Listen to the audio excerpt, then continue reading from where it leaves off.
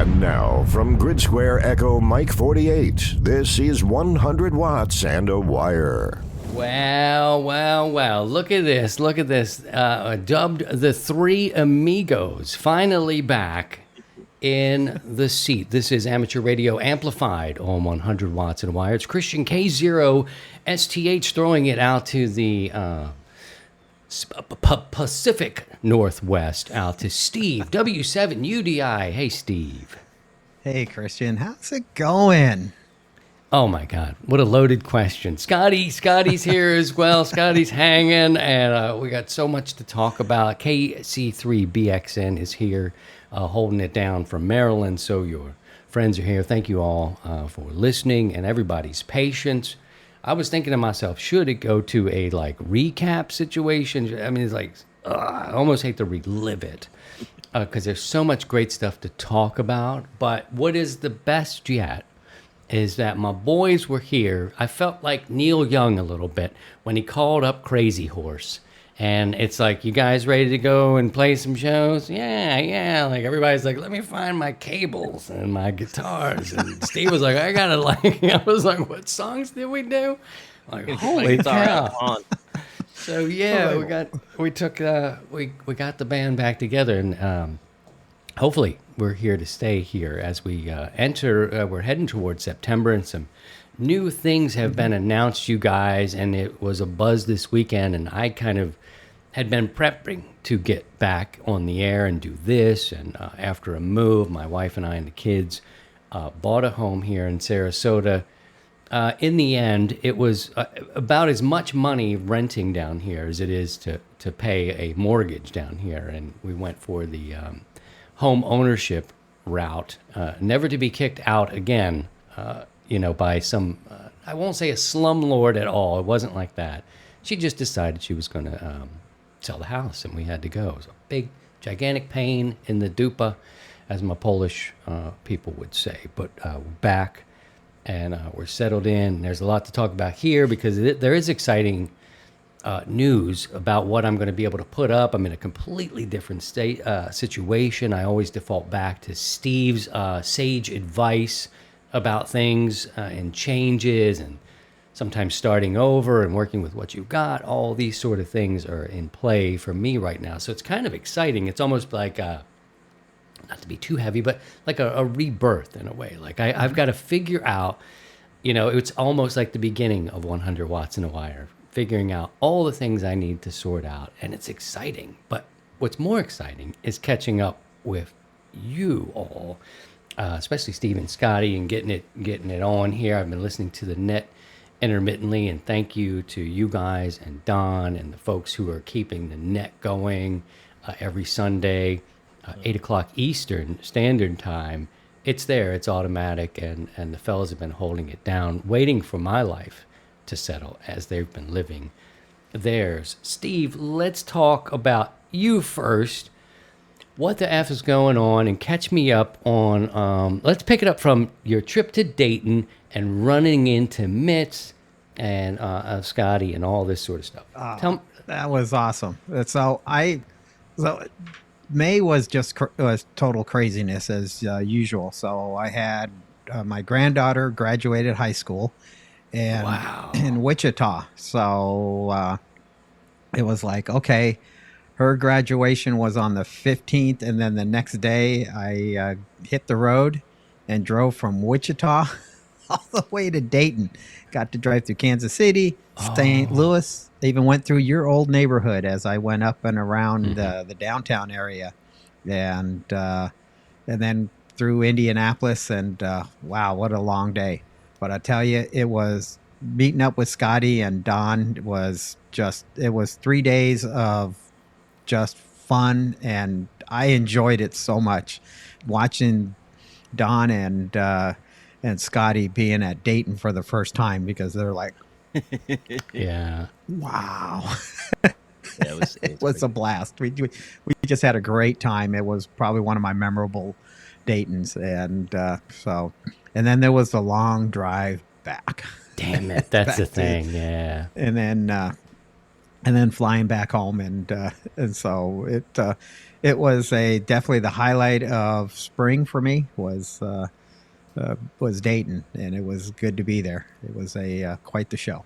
I'm so glad you guys got together. And Scotty, I'm coming to you next to follow up on that little bit there and the excitement of hitting Dayton for the first time. And we can share a couple stories there. And we will as time goes on. And we have here since 2015 doing this podcast talked about the floating, the poop. You guys didn't have to deal with the poop. You young fellas don't have to deal with that. You were there for the poop. But these young folks here getting there for the first time, see, their first timers didn't have to. What did you call them? The brown shark, or what was it? The brown trout. The brown trout. We know that the plumbing busted or something one year, and then the poop was afloat. But you guys didn't have to do that. And then it busted. Scotty, so the brown trouts were in the into the flea market area.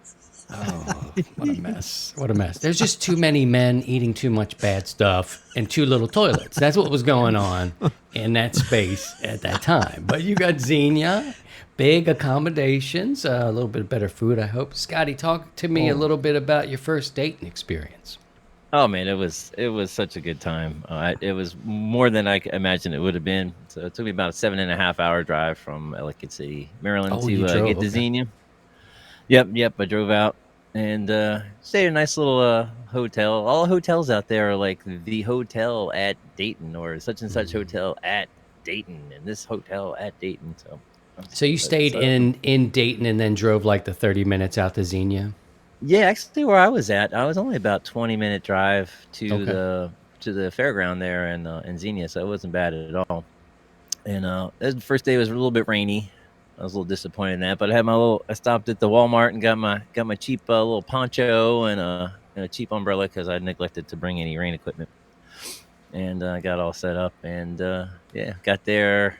I guess, I don't know, a little after 8:00 first day, and I was just like, "Whoa." Did you in that first building? And it was great. Did you go there with something in mind to buy? Like, were you looking for? I think Steve taught me to look for the smalls. Like, so I was looking for like cable connectors and deals on stuff like that when I went, because I wasn't buying anything large. Did you have anything in mind? The only thing I had in mind that I wanted to get, and it would have been from from out in the field, out in the parking lot vendors, was a tube tester. I wanted to get a tube tester. I've been doing a lot of amp repairs, and like to have a way to test vacuum tubes. And they're so expensive. You get one on eBay that's in good working condition, you're looking at $300-400 for some of these. And so that's what I had my eyes peeled on. And I was walking around with Steve and Don. We were trudging through, all the grassy knolls there. And Steve actually spotted this guy that was selling. He had a couple small boxes. He's like, I think those are tube testers. I was like, what? So we checked it out, and then he had an ICO model 666 that was pretty beat up, but those in good condition are selling for like $300. And so I snatched it up. I think I paid $80 for it. And yeah, you got a really good deal on it. Yeah, it's I've since repainted the cabinet. I'm in the process of. I had to. The meter wasn't working right, so I had to track down a new replacement needle meter for it. But I have a new meter for it, and recapped it, and I'm just waiting for the paint to cure so I can put it back together and see how it's working. So that was what I had in mind when I went, and I left with one. So that was really cool. Steve, did you feel like you needed to show them around? Like, was it like kids kind of at the zoo? They wanted the popcorn, they needed balloons, they needed something sticky and their face wiped. What was going on? Yeah, the first day it felt like it was kind of like, okay, here's where this is and this is where that is, and just kind of showing us the ropes. Showing the ropes, and okay, this is where we go, do this, do that, and then a few other little tricks of the trade as going there for years. The second day they were old hats, but that first day I just watched them, and I was just enjoyed it as much as they were, if not more, just to see their reactions. And then Don running into a lot of folks from the Long Island CW Club, and they had a booth going on. So no, overall it was just a great show. Kind of missed MFJ; they weren't there. Really? Oh man! And I know the sale and the closing up, so I guess that's it always was official coming from Martin, but I thought maybe they'd have inventory that they'd want to move out, or did that announcement maybe come after Dayton? I don't remember. It was before, I think it was, and then they chose not to go to Dayton, so it was a little sad because they were a pretty big mainstay there, and the hotel that I used to stay at, I stayed at another one just down the street from where I normally stayed. Martin and the gang used to be there, and they were quite the party revelers. They used to have a good time. So they worked hard during the day and partied hard at night. So it was pretty fun hanging with those guys. So a lot of things have happened since we were together last. Bob Heil passed. That was, I guess it wasn't surprising, but I think he's such an important figure to this hobby and audio and sound in general that it kind of did take the wind out of the sails. And that was one I had to send that to Steve. I'm like, ooh, I just heard this. You have to verify that one for me, but it was official coming out of Heil. So that was another. That was another big happening this year. Your thoughts on that one, Steve? I was devastated. It was I was just heartbroken to lose a good friend and a mentor. So Bob meant a lot to me at the time we got to spend at Dayton and through Ham Nation. It was it was a lot of memories being with him. But some good news: K9EID is alive. It's still it's out there. Bob's grandson Charlie now holds the call K9EID, and beautiful. So he's keeping that. That just happened here within the last week or two. Excuse me. That's great. So EID lives on. So Charlie's gonna have to fill some big shoes and do a lot of explaining, but I think it's going to be awesome. So yeah, the passing of Bob hit a lot of people hard. I know what I'm going to say now is not lost on you guys, but there was the one thing I love about recording and recording history and audio in general is that we can go back to the archive of Ham Nation and we can go back and dig around and get those nuggets of information. All that information still exists now. I don't. Hopefully, it'll stay available as we go. But I mean, isn't that the beautiful thing about? I don't know why Scotty's into recording. I'd imagine that just there is a science to audio, but one of the beautiful things is that you capture it and you've got it. So when great artists that we admire and adore, these great records and things that we always play back, Scotty, talk about the importance of recording and how we can always go back. Oh yeah, you're capturing these these snapshots in time, a moment in time in audio. And so when a band comes in to do a record, I say it's the old. So it used to be at the portrait studio, Olin Mills. I remember as a kid, you go with the family to Olin Mills and get your photos, and you kind of it's like the Olin Mills day for the band, just in an audio version, and just having these recordings for posterity, and having these to refer to and have and keep for forever and ever it's extremely important. I hope that Josh has sorted out. I'm sure he will, because I know he took over the production side of the Ham Nation stuff and making sure that all stays as a repository for Bob's work. If nothing else, there's so much knowledge between the older brass there, and I say that with respect. I mean, Gordo and Bob, George, and the guys who were kind of the founding fathers of that ham radio thing.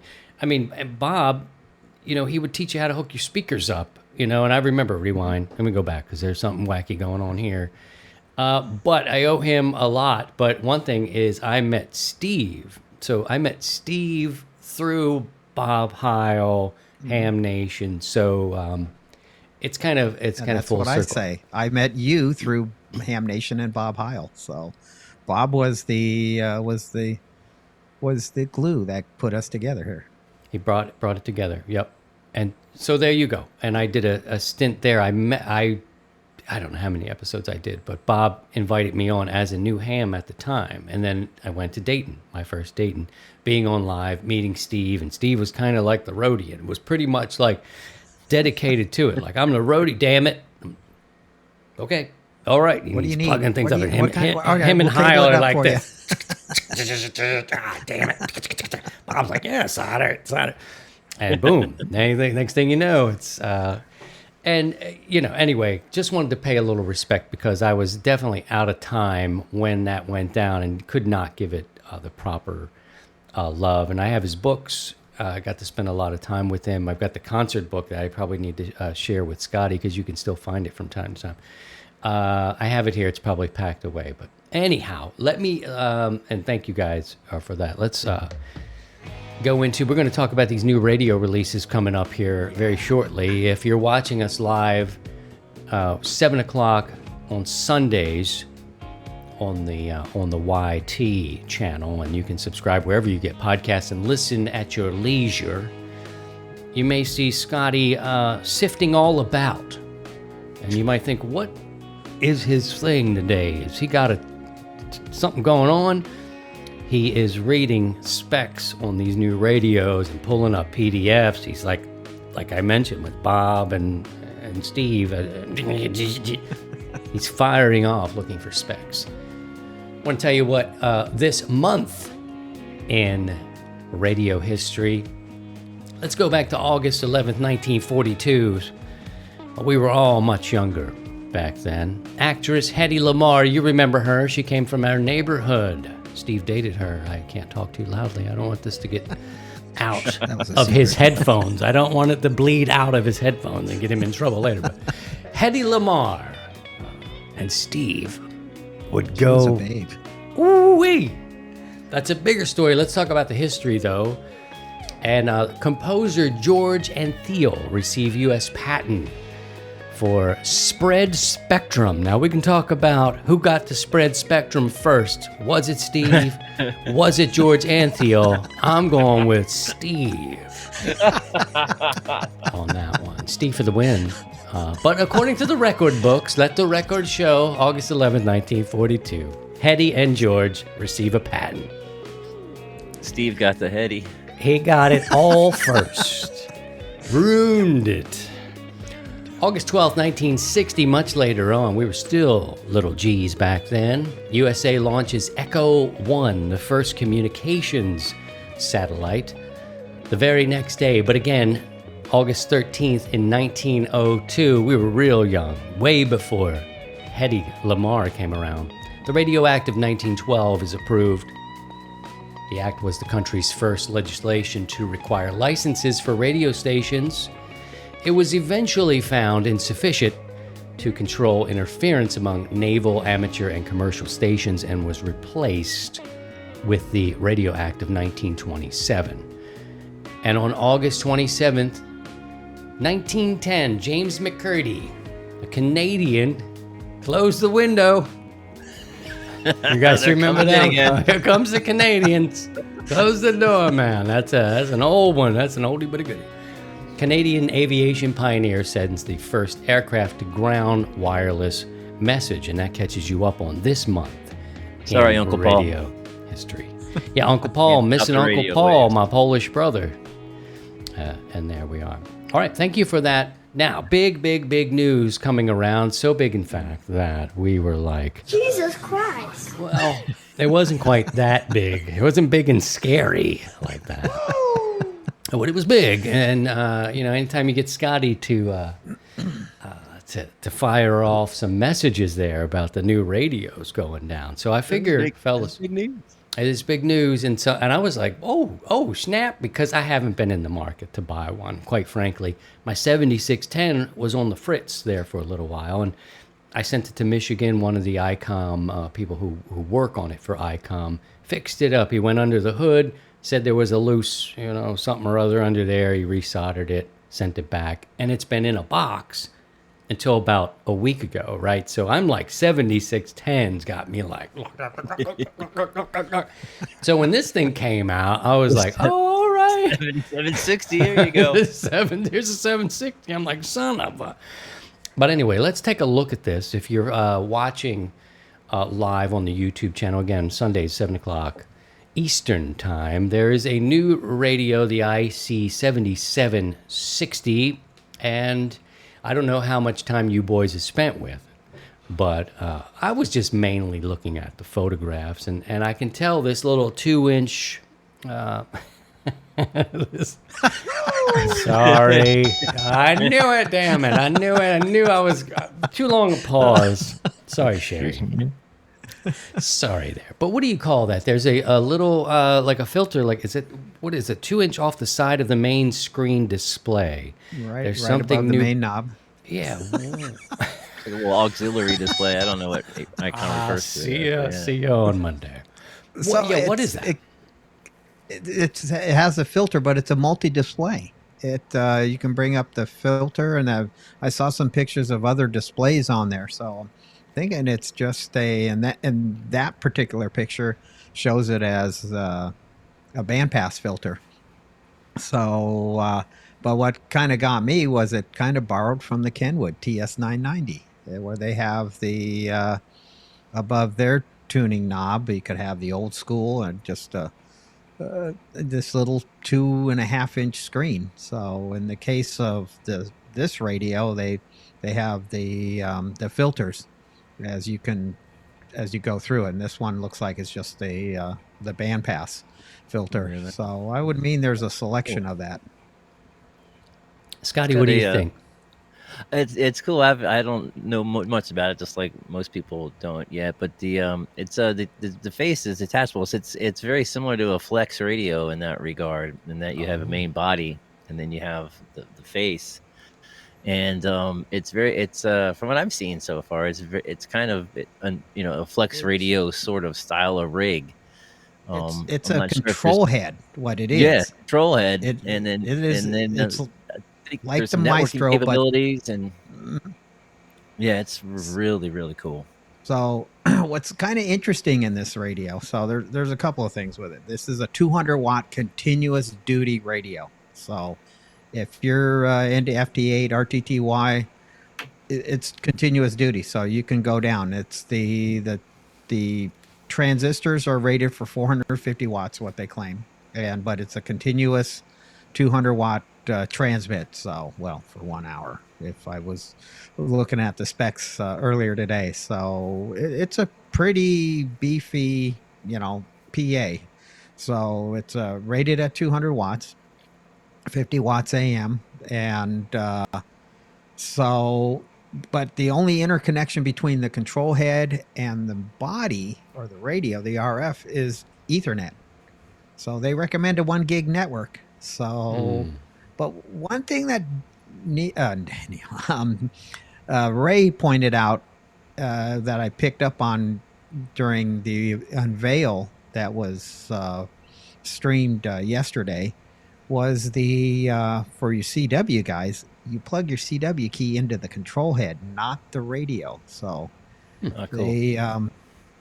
So this kind of brings up an interesting situation, is that you can have this control head on your bench or on your desk in your shack, but the RF can be elsewhere as long as it's on the same LAN network.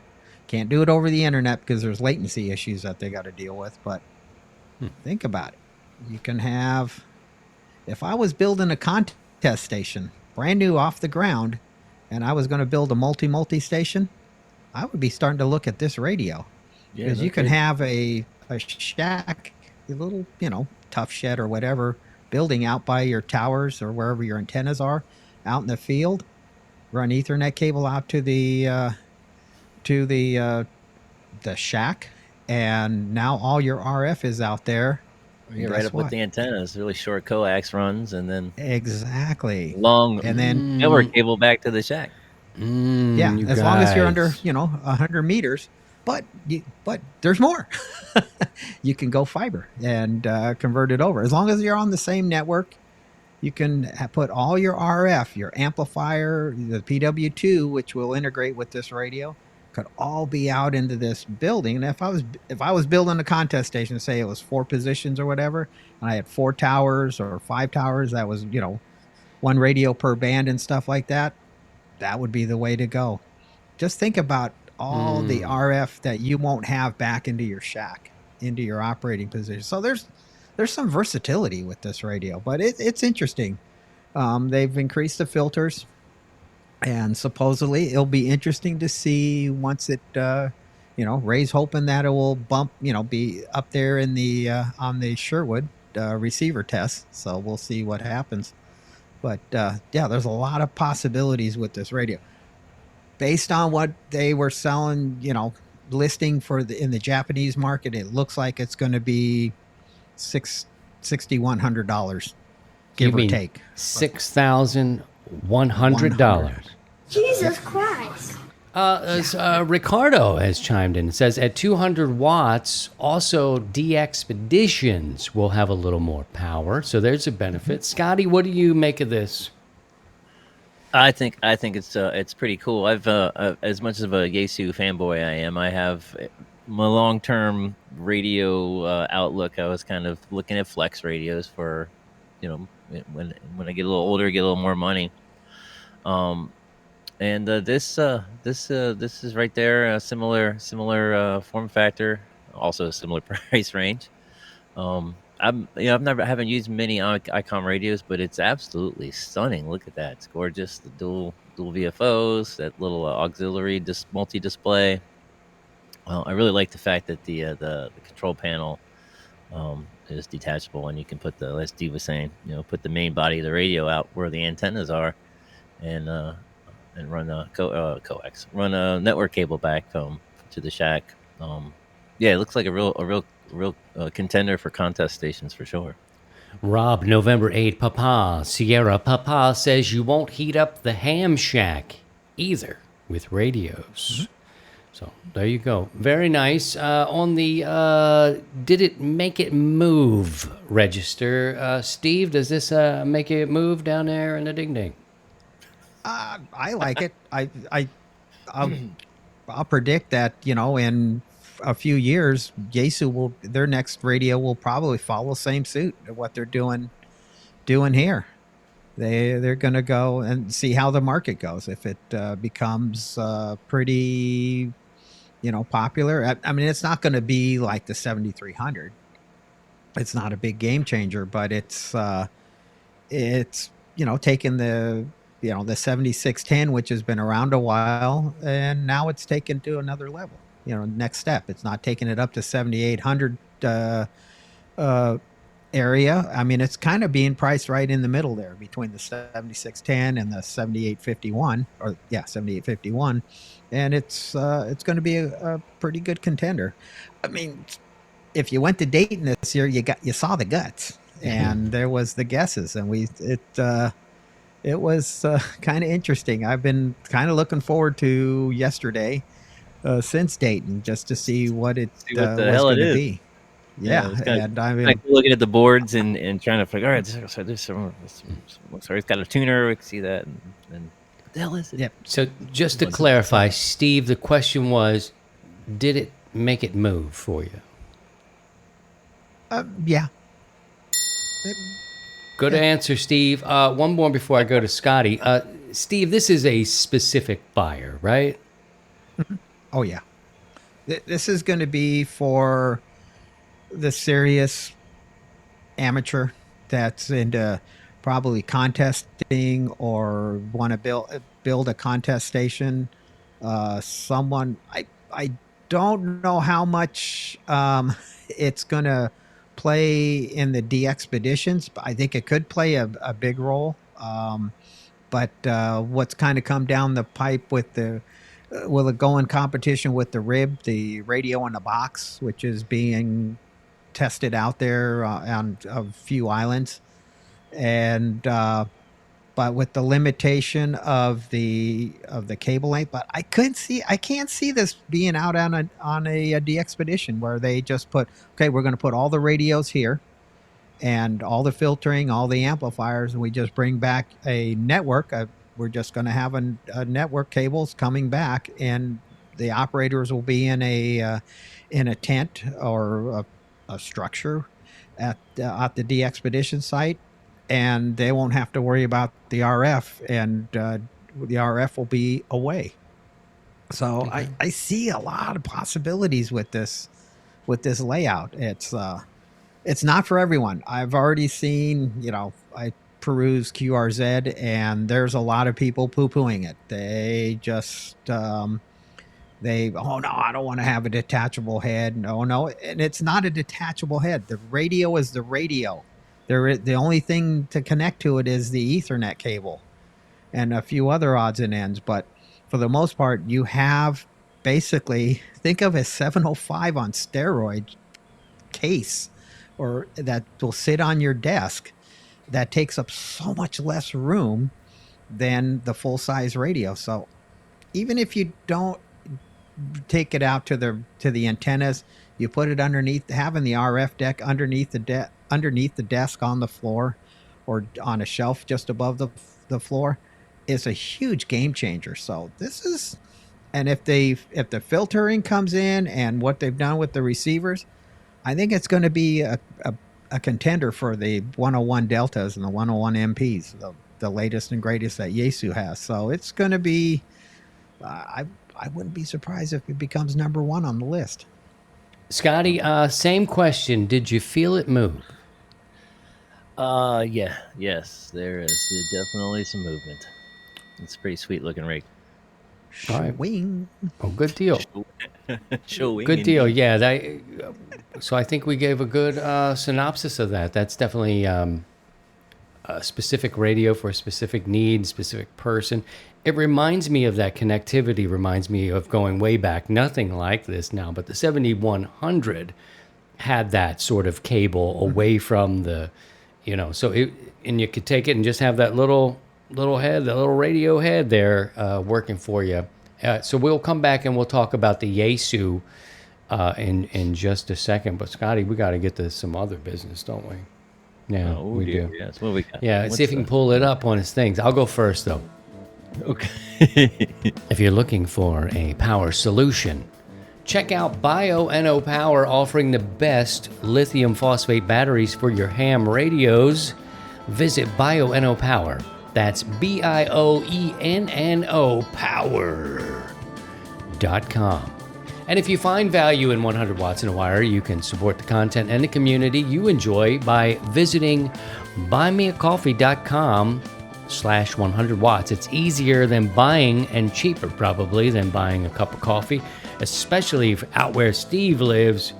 $32 for a cup of coffee out there where Steve lives, the home of Starbucks. Cheaper than that. There can benefits to becoming a monthly contributor. We've got a dipole level. It's $1 an episode, just $4 a month. Certainly cheaper than a real cup of coffee. Thank you for your support. Scotty is here to let us know what sort of ham radio events are happening in our world. All right, what we got going on? A couple things coming up next weekend. A couple QSO parties. We got on August 31st, we got the Colorado QSO party kicking off. We also got that same weekend the Tennessee QSO party. And then there's a DX contest. The United Kingdom and Ireland Contest Club puts on their DX contest, and that is happening next weekend as well. That's all I got. That's all I got that's for plenty, next sir. weekend's activities. And that is plenty. I'd just like to hear the music. People like get on I do to have that. one more special event station that's happening. Okay. 100 this is, Watts and a Wire. News. This is in Ellensburg, Washington. This is in Sidecards neighborhood. We have the Ellensburg Rodeo and Kittitas County Fair. Kittitas, yep. Kittitas County Can you Fair. spell Ellensburg that Rodeo for and us, Kittitas Scotty? County Could you spell Kittitas? Kittitas? K-I-T-T-I-T. Stop. A-S. K-I-T-T-I-T-A-S. A-S. Okay, we got it. K-I-S-S-I. Wait a minute, wrong. And that's happening next August 31st through September 2nd. There's a special event call sign Kilo 7 Romeo K7R, and there's a certificate so you can get for participation. Beautiful. It'll be Thank the you. 101st anniversary of the rodeo. Oh, Last year was no the kidding. 100th. Wow. All right. Beautiful. Excellent. That's amazing. Oh, thank you so much. Thank you so much. There wasn't just one radio released this week. No. There was actually 3, but we're going to get to that in a second. I don't know if the third one was actually technically released this week, but number 2, they gave a lot of people the Woodrow Wilson, were the Yaesu fanboys, as they're called. They call themselves proudly the Yaesu fanboys. Now, the FTX-1F, you can reserve yours now at DX Engineering. I think the hold is 35 ducats. You can hold your radio for $35. I don't know what the sale price for this rig is, but we're going to talk about what the fellows have learned about this rig. Scotty, why don't you go first? What do you know? All right. So I think you can reserve at DX Engineering and also at HRO for $35, and probably other couple of vendors that get parts too are taking reservations for this new Yaesu. So yeah, it made a big stir. People were calling it it's coming after the ICOM 705. It's an all bands, all mode QRP rig, HF up through 430 megahertz. So I guess technically not all band, but so making it a versatile various amateur radio bands. This transceiver is particularly notable for being SDR based. So like all the new rigs coming out, I like the 703, like the ICOM 705, the Yaesu's, the FT10 and the 101s, the newer 101s. These are all SDR based radios. You got a lot of features for your money with when you get into the SDR software based things. So it's going up against the 705. It has a battery. So let's check out I got the specs that were released for it. Key features. Also, I think availability will be early 2005. I think is what they said. This thing's coming out. Oh, okay. That's So early okay. early 2025. They kind of released it at the Tokyo Ham Fair over the weekend. Frequency coverage spans HF through VHF and UHF. On all modes, which is cool. SDR technology leverages SDR technology, which provides greater flexibility and improved performance compared to traditional radios. Dual independent receivers. So this is a cool thing. So there is a bit of speculation whether or not it's true full duplex. But this might pique the interest of some of the satellite folks. But it has 2 independent receivers, enhancing its capability for monitoring multiple bands simultaneously. So it'll monitor 2 different bands simultaneously. Whether or not it's full duplex with those bands or not remains to be seen. As far as I know, I don't know if that's been found out yet or not. So that could be really cool for satellite stuff, being able to transmit, on the VHF and then listen to yourself come back in the UHF. That's really important if you're doing satellite work, because you need to know if you're getting into the bird or not. Or ruining it for everybody else that's trying to, and you can't hear what you're doing on there.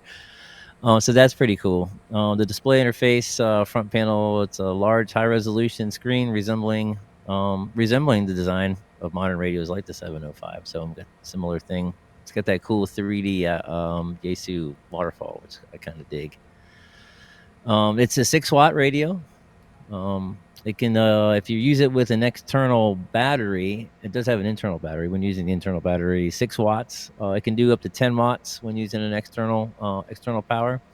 And there's some accessories that Yaesu is going to have available for it. An optional automatic antenna tuner as an add-on. I don't know if that's probably a separate box. Yeah, you can it just add a clamps high. on the picture I saw clamped on the back of the radio. Yeah, that makes sense. High capacity, 5670 milliamp hour lithium ion battery pack, as well as an optional cooling fan, which they recommend for digital modes like doing FT8 and stuff. So that's looking real cool. This replaces the 817 and 818 in Yaesu's product line, and fills that QRP hole with a very nice rig that came out. A lot of people were excited about it. Yeah, so Steve, this again is another specialized market. This has a specific ham in mind. Talk about that.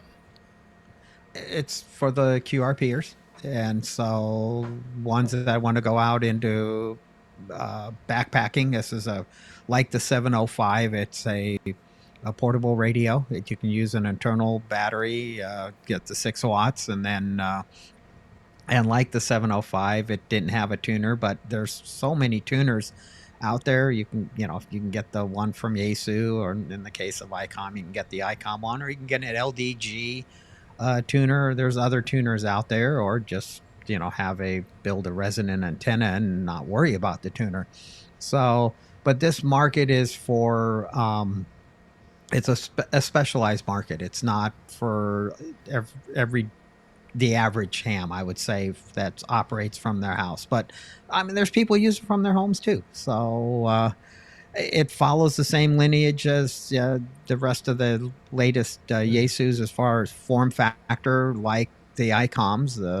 The 7300 and then the 7600. The 705 has the same touch and feel, and so Yaesu's following the same trend. So the only difference between the two, Yaesu's doing the C4 FM digital mode, whatever the I don't follow digital modes, and D-Star on the ICOMs.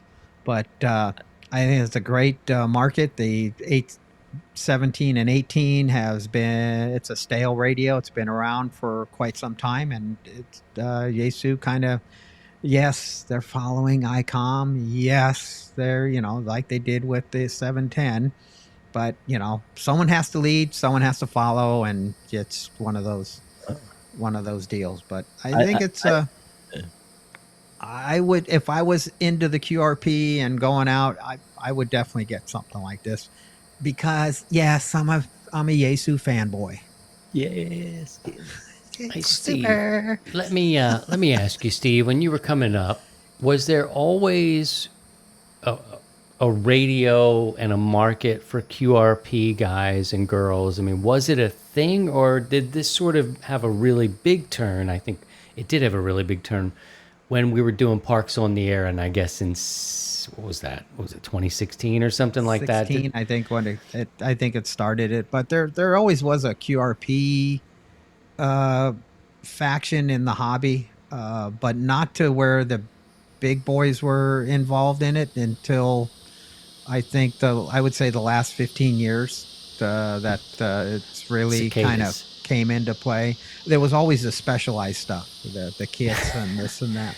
Sorry, I've got the door open, and you're hearing cicada. It sounds like a rain stick, like some shaman out here in my yard. We're trying to get the bad spirits away. The cicadas it's okay. Keep working, buddy. Keep working. Get the incense out and bless the house. Do all the things with it. It's like shh, and I could see Scotty like, the hell is that? No, now my faders well, and me. For folks down in the Southwest, they would go, "Oh, rattlesnake!" What the hell is this? Yeah, shh. I think, and I don't have any information about this, so this is just pure speculation on my part. But I think we're going to see one of the last tired radio in Yaesu's lineup is the FT991. Great rig. I got an old one that I bought from Ben, and it's been great. I think and I hope that we're going to see a new 991 or similar coming out with this in this form factor. So it's that's an all mode, all band. It's basically this rig, but with 100 watts as opposed to 6 watts. What's this going to cost? The two oldest radios were. Oh, geez, look at that, balloons! Oh, look at that! Wow, look at that! Happy holiday. What the hell? Okay. I don't know what's going on around here, but so the two oldest radios in the Yaesu lineup now is going to be the 991 Alpha and the 891. So yeah, there'll be the next couple to get an upgrade or a facelift. Yep. So 10-watt radio for me, 10 watts. I need all my watts. Like I'm probably not a buyer of this radio or the other one for different reasons, usually financially. But I'm thinking maybe this is in like the 1200 range. Is there any information coming out?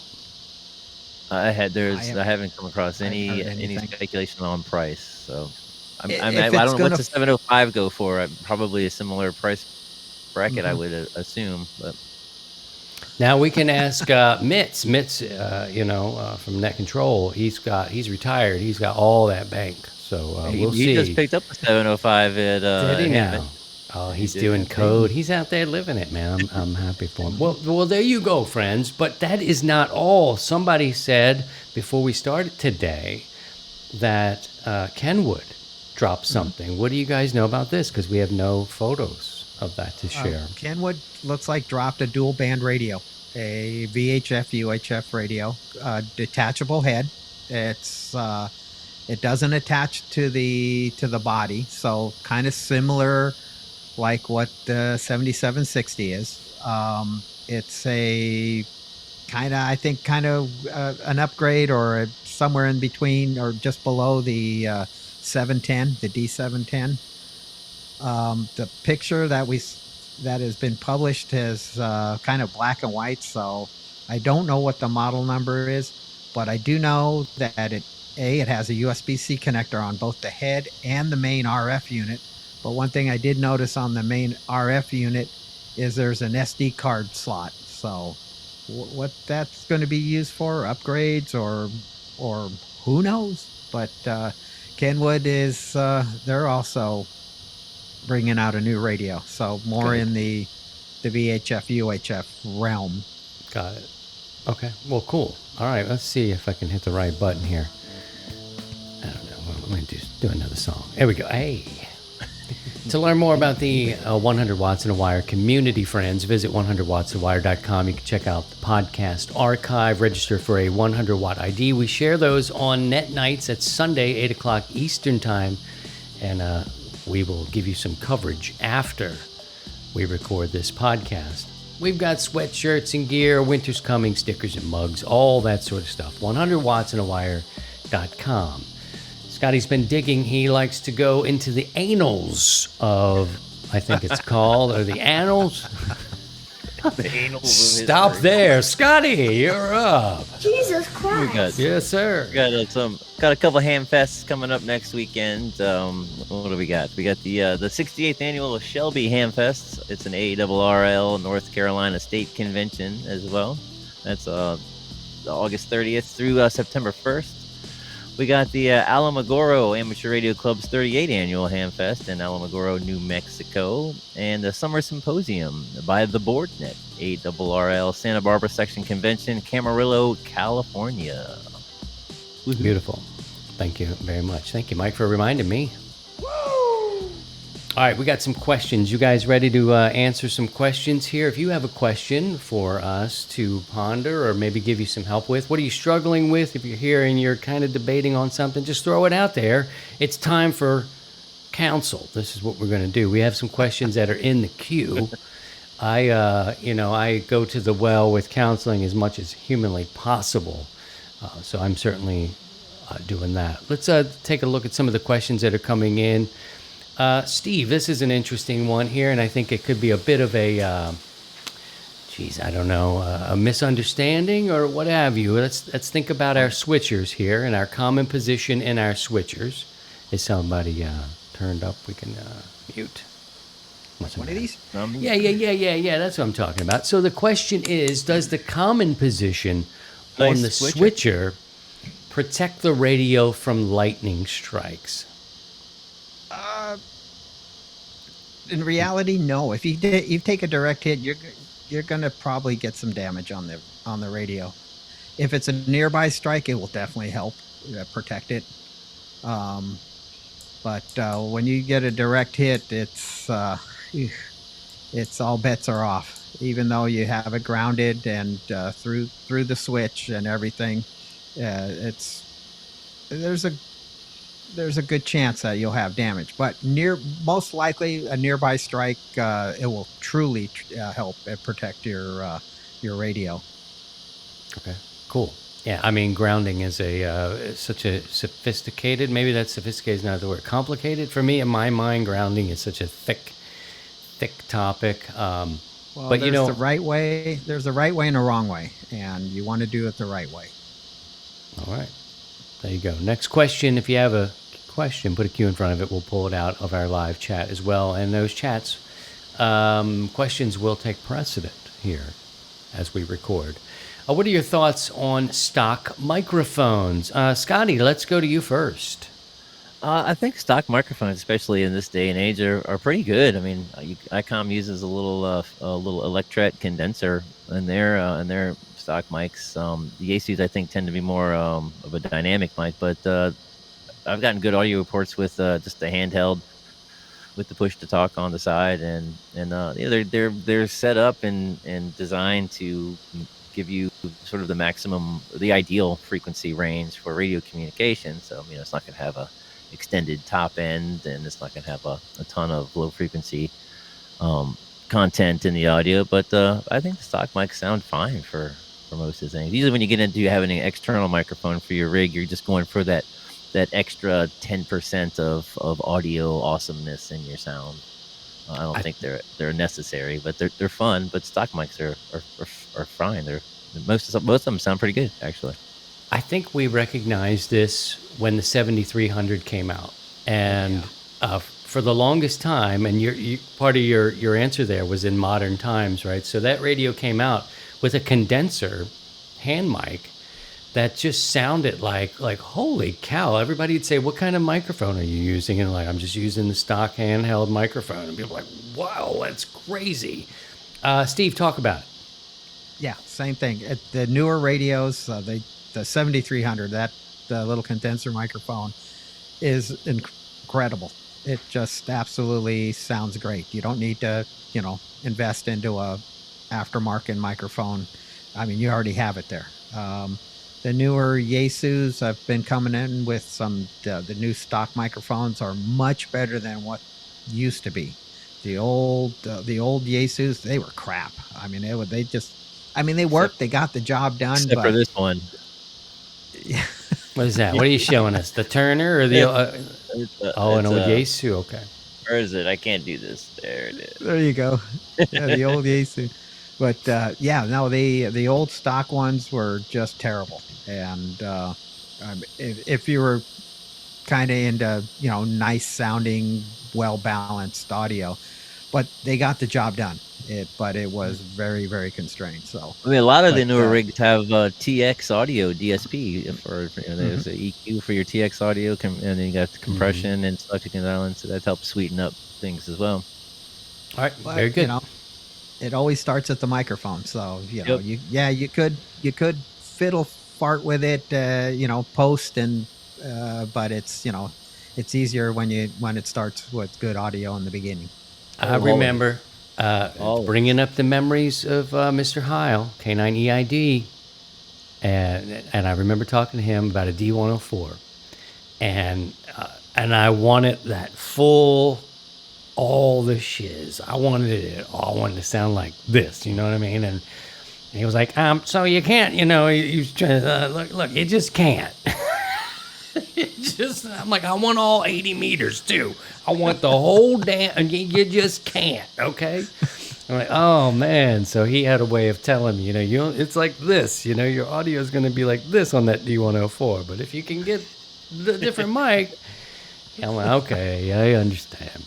There was a question in the chat. Let me bring it up from Mike is here. And thank you, Mike.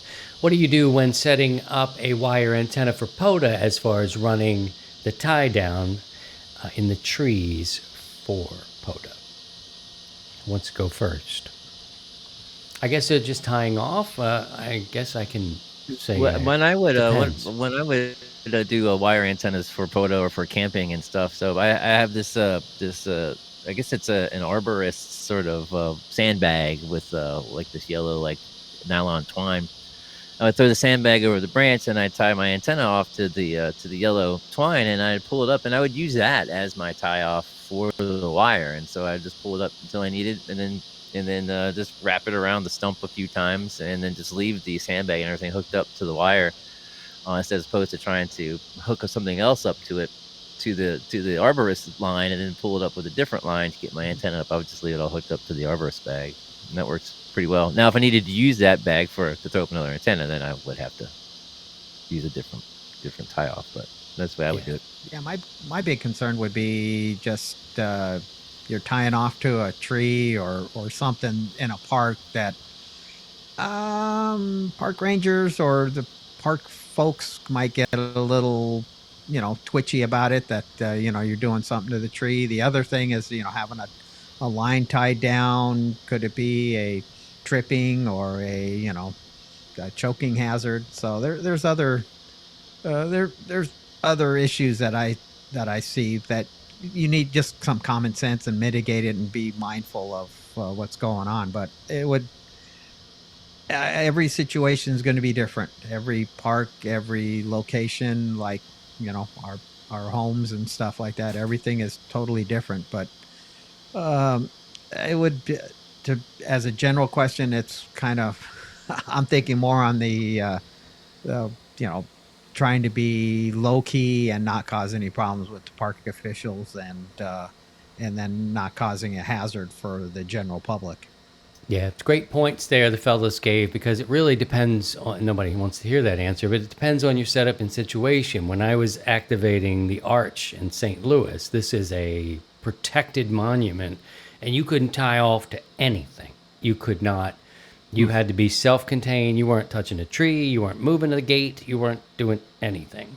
And sometimes you're out there by yourself, and it kind of depends on what you do. I used to always put out these little camping stakes, and I would tie off, depending on what I had, right into the ground, and depends on how long you're going to be there too. So it kind of depends on the situation. It's a great question, and there's different ways to do it, I guess, is the point there, right, Sherry?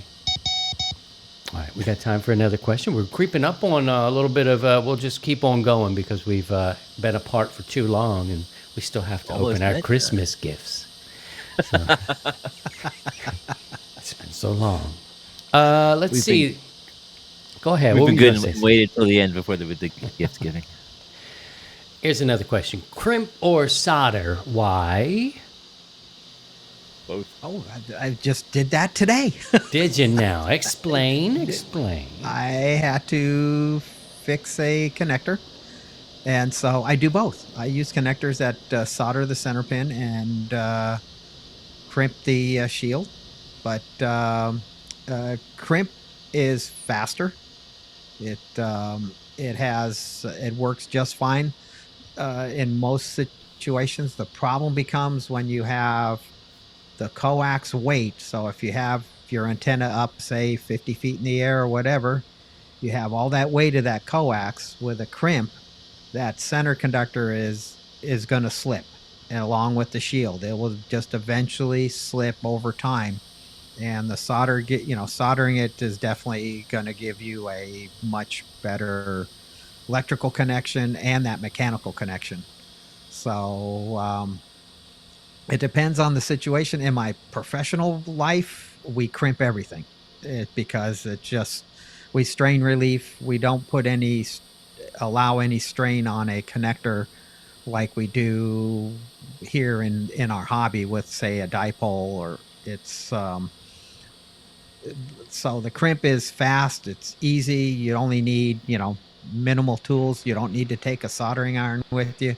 And when you're doing this at the top of a tower, which I've done many times up at a couple 100 feet, it's like, I don't have a soldering iron. So, but now they do. They make portable soldering irons. Butane, Milwaukee has a little soldering iron that I have. It uses an M12 battery. It's great. But the problem becomes when it's windy and you're in an open environment, soldering irons don't get hot enough. So yeah, that's they get the other. They're like, so it comes down to preference. I like the solder the center pin, crimp the shield. You get best of both worlds. But That's either or, go. I just use whatever connector is available. Great answer and great question. I hope that helps. We're looking at 7210 if you're following us live during this recording for the kickoff of the 100 watts in a wire Sunday evening net. Tune up on frequency, but get that radio ready to go on 40 meters. Should we continue with some questions as we go? All right, We're good. going to make up for lost time.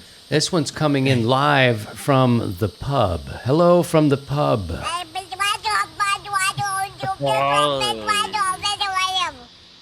Got The it. answer is no. 42. 42. 42 is the answer. Okay. Next question. What radio would you recommend for preparedness? That's a good one. I guess Scotty's got a real life story he could talk Well, about. yeah. Um, yeah, I think we talked about preparedness radios. I mean, preparedness is defined differently for everybody. Christian was referring to a situation where I had to get rescued, and I had a lowly Baofeng UV5R, and that worked. But I think when a lot of people talk about preparedness, they're thinking more, I guess, more broad coverage, getting into being able to do HF stuff and then doing some. I know FT, not FT, the JS8 call is a popular mode for the prepper community. But I think any radio that you can take with you to reach out for assistance or to try to listen in to what's going on would be a good radio. I carry a little HT around with me. It's a Baofeng. It is it works in all the bands, not all the bands. Sorry, like all the frequencies that all the bubble pack radios do. So I can do DMRS and FRS and then ham stuff as well as monitor repeaters, first responder dispatch. So I carry that around for me. I don't know if it's a great preparedness radio, but it's worked for me. It's handy to have. Pastor Joe, Whiskey Alpha 2 JOE, says his FT 891 for HF and at least 2 GMRS radios in each car. There you go. Bofang is, I don't know. I think we have a tendency to jump on the thing where the most popular opinion may be headed, and Bofang is definitely not a popular radio. But then I hear something like, there's many of them out there. They're $25. You can drop them in the river. You can drop them off a cliff. Whatever. You're not going to hurt too much. And then I hear a story like Scotty tells. He had his radio programmed, and a Bofang saved his life from a flood. And I'm like, what? What do you think, Steve? I think they're great. I mean, it's so in the prepper world, it's now you're going to have a pack that's going to be set up, and you're going to throw a radio in there, and they want to kind of keep the costs down to a minimum. And these Bofang, Wushangs, TYTs, whatever, Chinese radios, they're pretty inexpensive, and then they'll throw them in their bug out bag or pack, and from the prepper side, from in case of Scotty, it was, hey, he just happened to have the Bofang. Others will have, say, a dual band ICOM or Yaesu or what is it, Kenwood, the D710, I think it is, the handheld version of it. So it all depends on your needs and what you want to go and what your family is. Now, having the Bofang, which is pretty much they're a wide range radio, so they can do the MERS, they can do the GMRS, where the Yaesus, Kenwoods, ICOMs are going to be more geared around the ham bands and just kind of stay in there. They'll receive on the outside the bands, but they'll only transmit. So it comes down to what your level of preparedness that you want to do. And most of the time that I've seen, people talking about prep radios, it's going to be more of a handheld and maybe an inexpensive mobile in their vehicle. So it would be the mobile version of the Bofang. It's such a wide question, because as I said, everyone's idea of preparedness is different. Some folks want to be preparedness to the point where they can do WinLink and stuff like that. And it's more of a signal comm sort of type of preparedness, or if you just want to be able to have a radio contact with your family members and stuff. There's a difference between having some like a FT991 set up at your base camp or at your home, at your compound, versus I want to be able to be in touch with my family members and friends in the community when stuff gets weird. And in that case, things something like the Bofang would be fine. So have some programmed frequencies for everyone to sort of, this, if this happens, go into the channel 3 thing that I programmed for you, which is going to be compatible with the Walmart channel 3 radio that you got, and the other, and the Cobra channel 3 radio you got from Dick's Sporting Goods. And so I think a lot of preppers and people that I've met who are not licensed amateurs, they'll keep a 11-meter radio around. They've got, something with that. And I'm like, cool, to each their own, do whatever you like. And a lot of them use the radios as like a tool in the toolbox. Now, do they know how to use it? Do they know how to, or have they programmed that radio? We'll see. But to balance that out, I've met people on Aries teams that I don't believe that they necessarily know how to program their radios. And you're just like, ooh, it depends. Down here, they take it a little, take it seriously down here when you're in the hurricane zone, for sure. But a great question. And again, one of those ones where it kind of depends. What's your budget?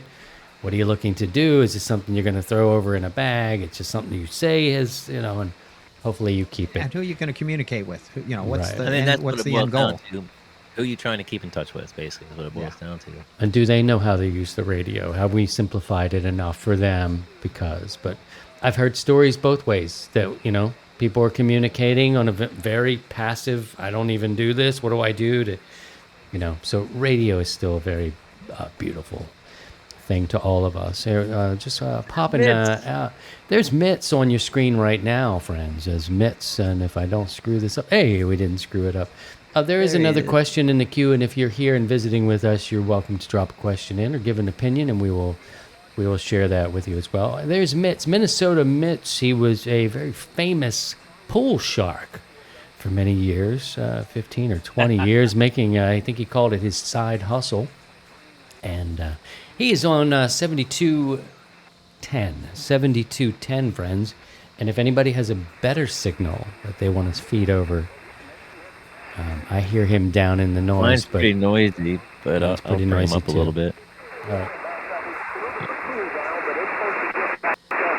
Yeah. Not so good. All right, I'll take mine up again, and then I'm sure Steve's got a better copy. Here's me. Here's Southwest Florida. Yeah, that's similar to mine. And we'll get Steve set up there as well. Remember, if your club is having a gathering, let us know what's going on with the events and all those things. You can drop us a line and contact us. We appreciate that. We do have TikTok, Discord, Facebook, and YouTube. And if you feel moved and to support the content that you enjoy, go to buymeacoffee.com/100watts. If you like. Right now, let's see what Steve's got from the Pacific Northwest. It's very, very light on my end here. How's mid sounding to you there, Sidecar? Yeah, there's Steve's radio. there's only a couple of signals that I see on 40 at all. All right, I'll bring it back up very, here. And, very, very light on this end. So, yeah, I got a little. we still got too little much bit daylight of here. A little bit of something going, but not too much. And the sun's finally setting here. We do have another question. We can we'll pick that one up from Big Ben here in a second. Let's see. I can pull this up, and it is a question about bare or insulated antenna wire. Does it matter? Bare or insulated wire for antennas? Does it matter? I always use insulated wire, but I've used bare wire, and if it's it's just whatever wire I have available. And these days I just have I'm out now. I just got to order another 1,000-foot roll of 14 gauge wire, but it's usually insulated. It's the sexiest thing I've heard all night. I just ordered cheapest 1,000 feet of I insulated. need to. I haven't done it yet. I got to do it. 14 gauge wire. 14 gauge wire, stranded. Click and send. Thank you for your purchase. Very good. Yeah, Steve gave me an antenna. It's actually back at the homestead in Missouri for when I go back to visit. It's up in the air there, and that was a Wyndham, Carolina Wyndham. That one was built with bare wire. Yeah. And that has a patina on it. It's actually very cool look because it's been weathered really for real in the Northwest.